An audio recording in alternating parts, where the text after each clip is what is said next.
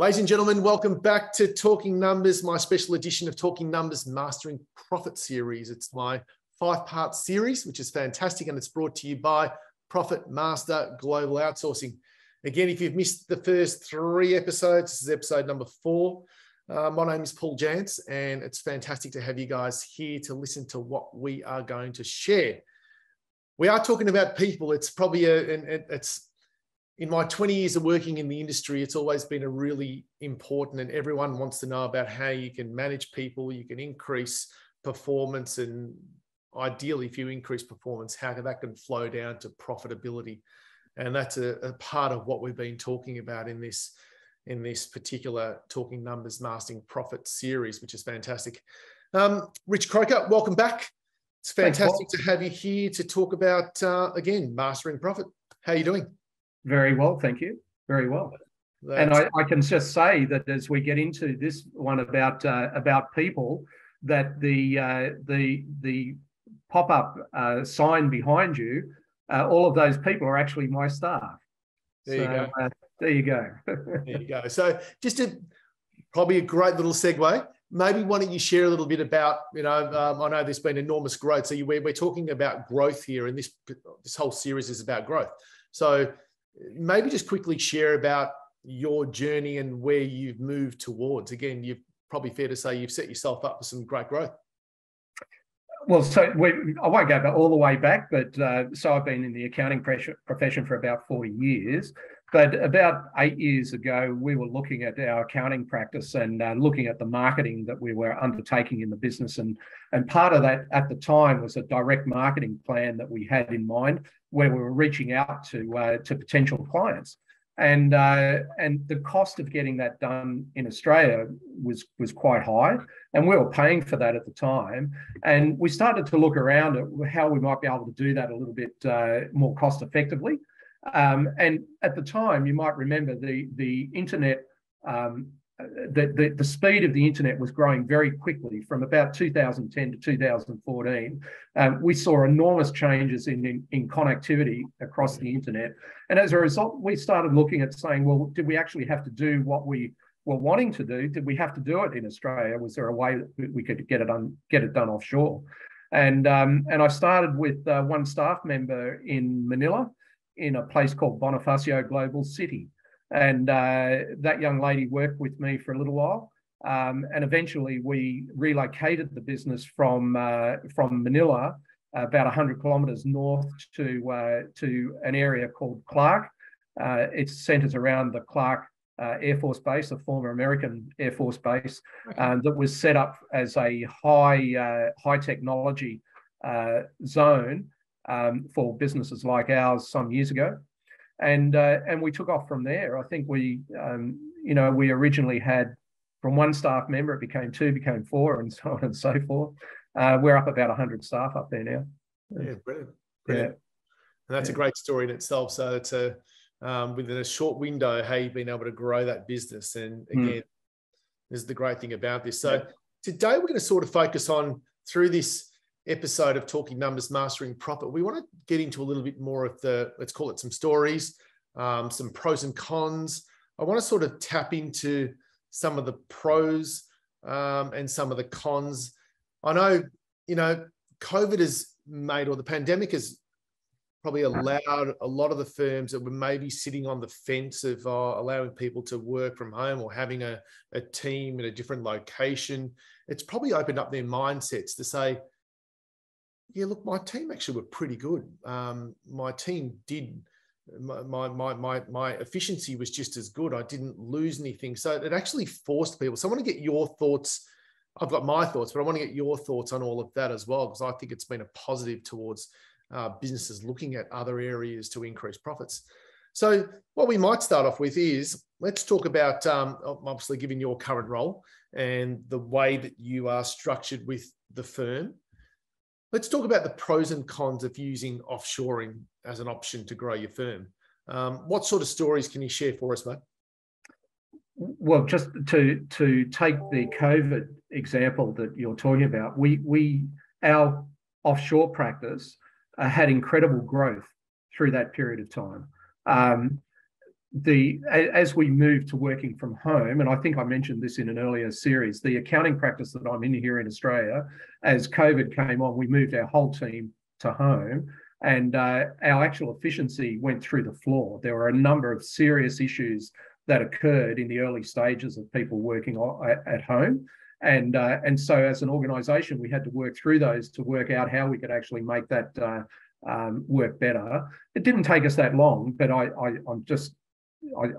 think other accountants who are listening to this would share the pain that we had in those first early stages of how we were able to get our people up to the efficiency that they needed to be on, especially given that there were some things, especially that needed to be done by accountants within very short periods of time to be able to allow people to be qualifying for assistance and so on. So it was a unique period of time.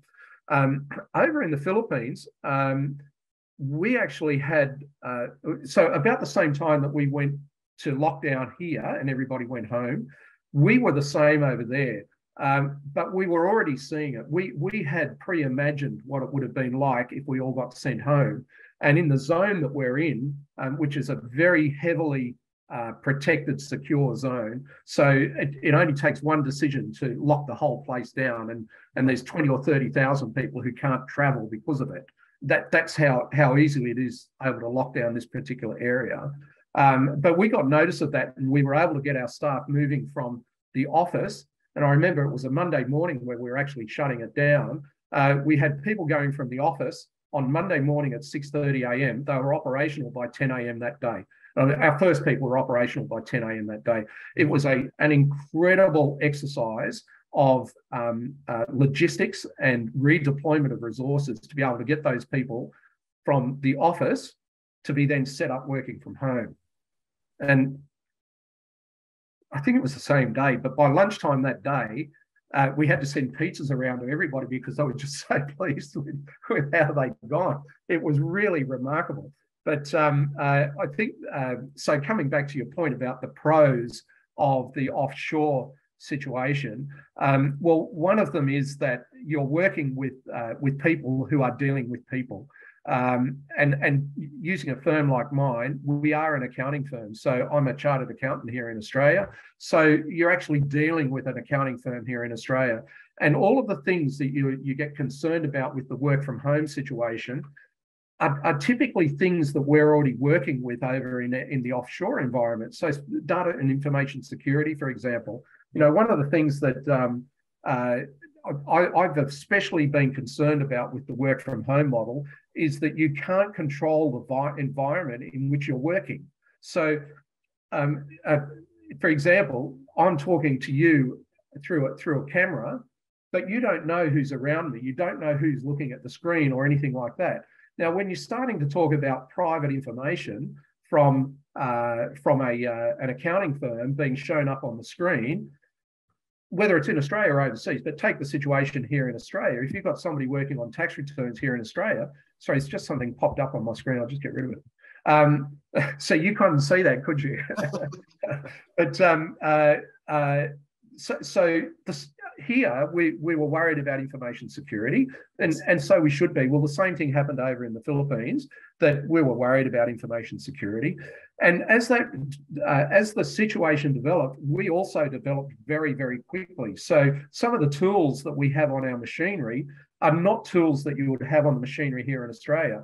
And part of that is because the people here in Australia, the accounting firms here in Australia, want to know extra more than about their Australian people. They want to know more and more that their offshore people are going to be secure. After all, these guys have got MyGov certificates.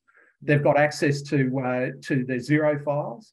They're accessing the client files on the servers of the clients here in Australia. They want to know what's actually been going on. And we've got tools that actually monitor the environment around the computer. So, if somebody's got a phone over here, perhaps wanting to access things or things like that, we can actually know that sort of thing's going on just from the tools that we've got on the computer. So going back to the point of the pros and the cons, I think the big pro that has come through the COVID period about how we're able to grow, how our businesses are able to work, is that we've understood how remote working can work.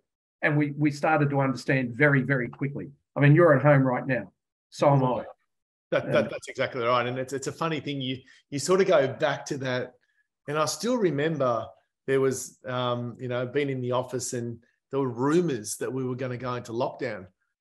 No one knows what the hell that looked like. There was all sorts of, what is lockdown? What does that mean? And then we're all sort of going, so what do we take with us if we're not allowed to come back? So you can imagine, for people maybe like me that may be working remotely anyway, but for people that are stuck at a desk with a desktop machine, that would make things interesting in itself. But, and I think you guys that are, up a little bit further north from me, being in Victoria, we had a lot more experience with lockdown. So you've been able to master what we grogged. Yeah, I know. So do you think, so hang on, just before I go into my next question, going back to the pros, top three pros? Of outsourcing? Yep. Oh, look, I think definitely the ability to control the remote environment has been number one, and obviously cost reduction as well. And the third one is the access to a large skilled talent base. Over in the Philippines, there are, just in the area that we are working in, there are 27,000 people working in what we call the BPO sector, which is business processing. And a lot of those will be call center people and stuff like that. But there is a group of them who are young, ambitious, highly educated professionals.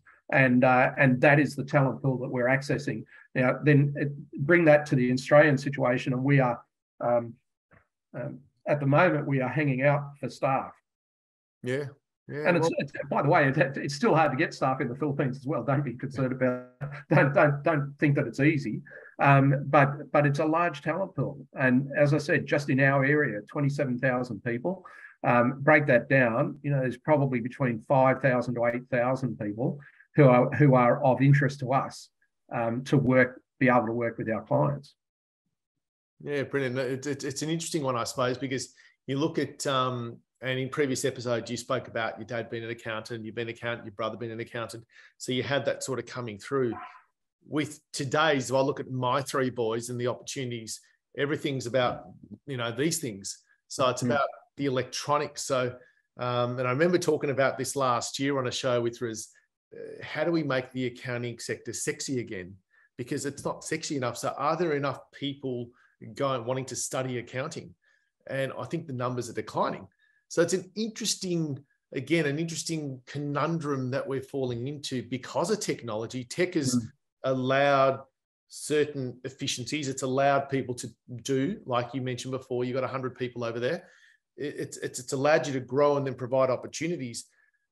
But it's an interesting one. What does this say for the next 5 years for when people will be here in Australia? Yeah, so, Paul, we actually, Profit Master did some study on this some months ago. And what we were looking at the number of people going into degrees here in Australia to become professional accountants. And that is a declining number. However, what we also found is that the number of people going into technical schools and places like that, where they are studying bookkeeping and accounting, using accounting technology, is actually going up. So what we're saying is that the profession is changing the way in which our people are coming in, and technology is playing a greater role. And, I remember, it's still playing it, but we're all talking about artificial intelligence, AI, playing, and you want to make it sexy. Well, everybody talks about it. They reckon that's sexy, but artificial intelligence is playing a role in the development of accounting technology, Yes. Now, let's just take that over to the Philippines situation. I mean, those guys have had degrees in accounting technology for a number of years. They are already at university level thinking about the impact of technology on our profession, and how technology is going to over time is actually going to change what we do, and more particularly how we do it. Interesting. Do you still think we'll talk about, let's say, a concern, we spoke about pros before, and we'll chat about cons in a second. Do you feel that and you raised it before in terms of security, do you think that's still a concern, or that is still that's now a lot more firms are a lot more comfortable with that? They shouldn't be. Mm. Data security is a very, very serious issue. Well, we've just had a major data Well, breach. for example, take the office one. And there was I can't remember the name of the company, but a lending company several months ago also suffered a large data hack. Not a client of mine, somebody else. I read about it. But data security is an extremely important issue, and it actually surprises me the little attention that some firms are giving to it. Saying that a VPN is all of the data security that they need. That's the only thing that they need to protect their data. Well, that could not be further from the truth. We've got other resources here like Practice Protect. We have in our own systems a thing called TeamPass, where passwords are protected, and the actual user does not even know what the actual password is. So they're utilizing software to access the password. Two-factor identification is a great tool, but how do you do that in a situation where somebody else could have access to the device that accesses the two-factor identification? And the other thing about it is just think about what the legislative environment that we have here under the Privacy Act, in particular, data breach legislation. What happens when we do have a breach, whether it's here on shore or whether it's done overseas?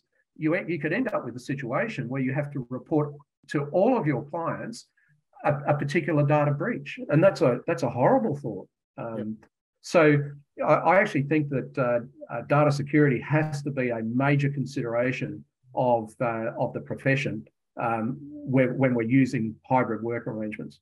Yeah, well said. And do you feel you've got that covered to appease most people's mindset?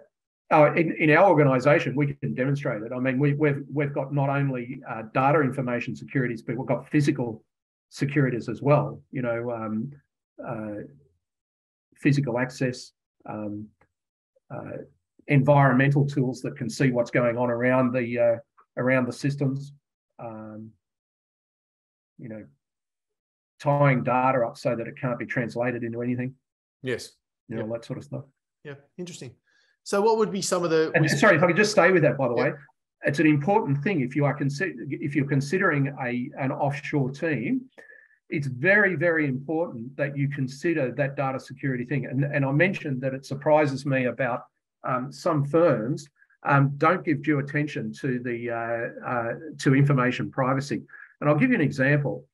We actually had a case where somebody originally came to us and asked us to give a quotation on providing a staff member. And I think this was around about the intermediate level. So it was going to be around about $3,500 Australian per month for the hire of this particular individual. And for that, they got all of the data information security tools that we have, but they also got performance management for the staff. They had operations management, payroll management, IT management, and general management, and an office to work in for where they were going to be working. So that was costing about $3,500.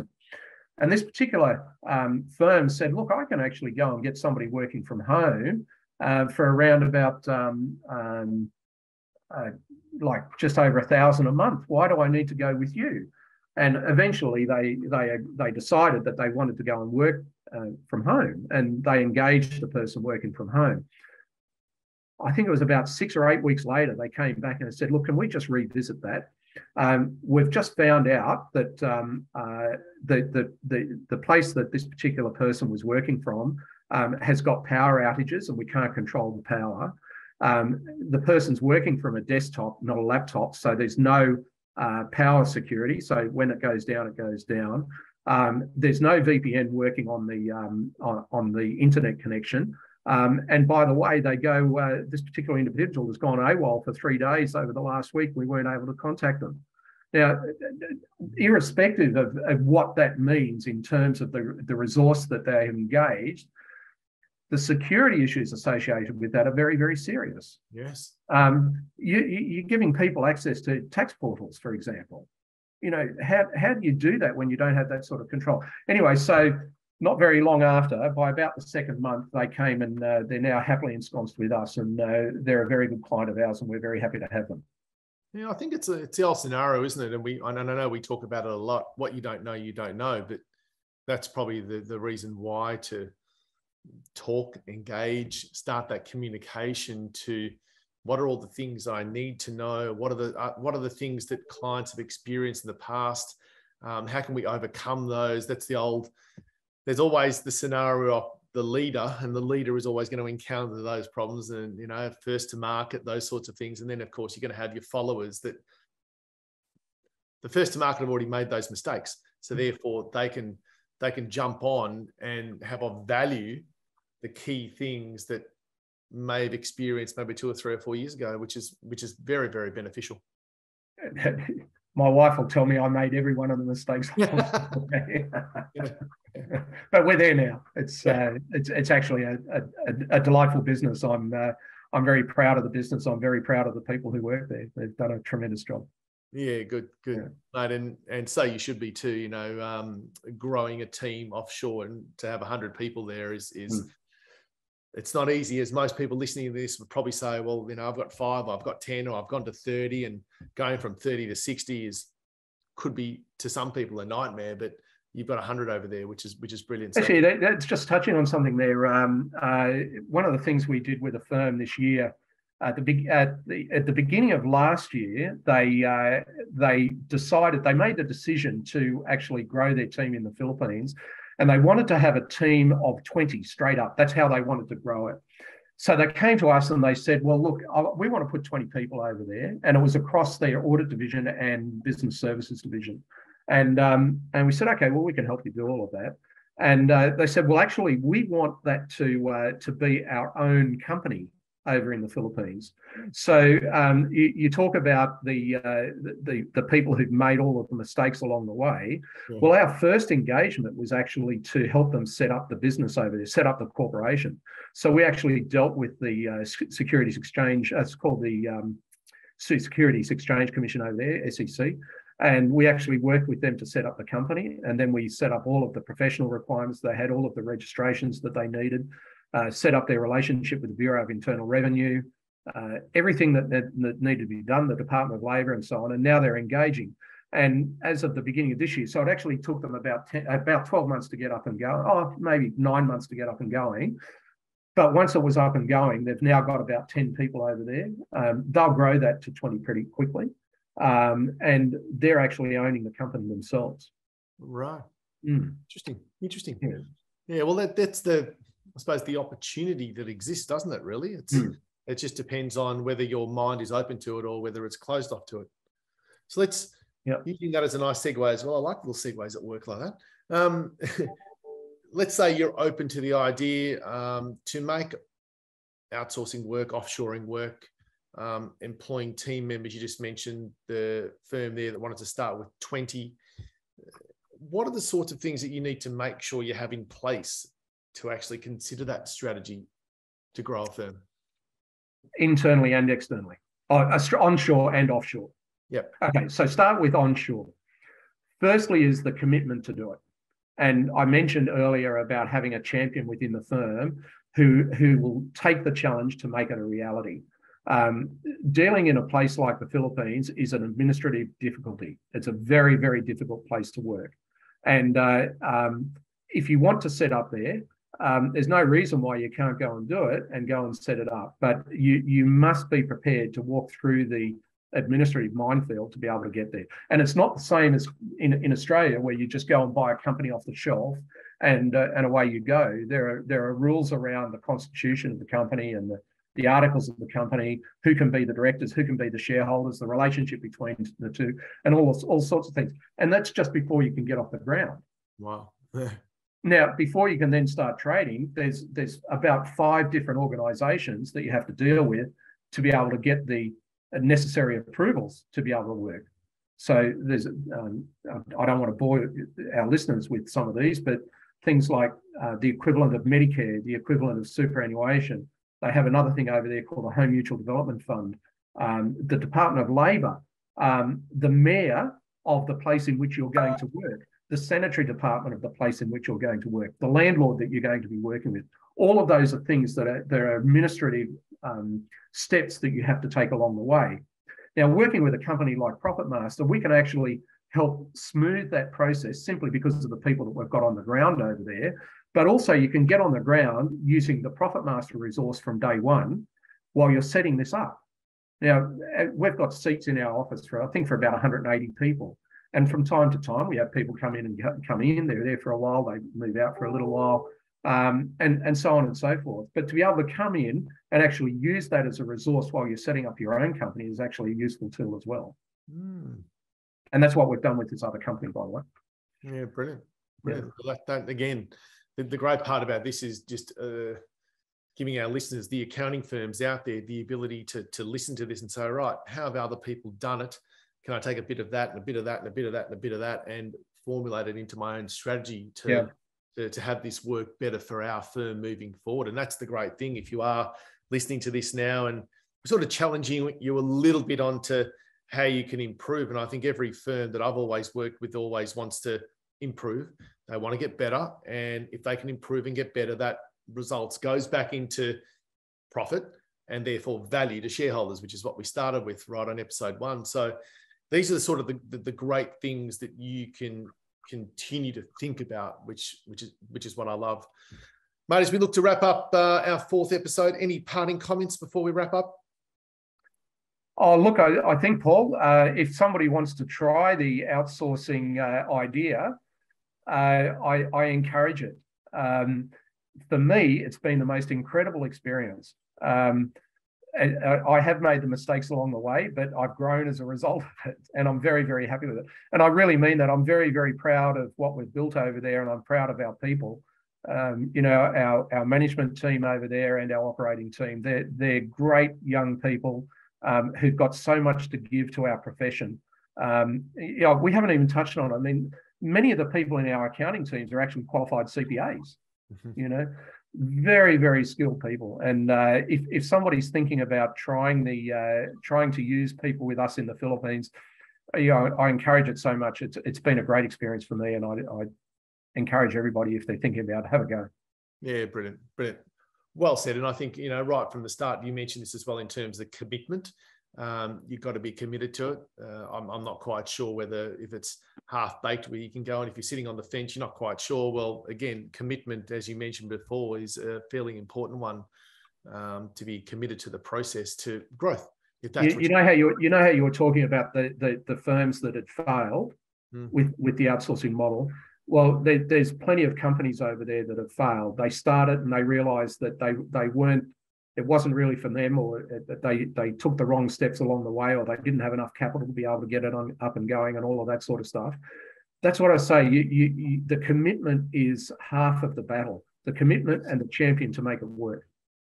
And it's no different to just quickly changing gears for a second. It's a bit like, and you spoke about it, your EA before, and giving up is an important one. If we want to bring on an EA so we can become more effective, so things are managed over here, and you want to find a resource, you may not get the right person at the start. Your intention is to get the right person, but you may not get the right person right up front.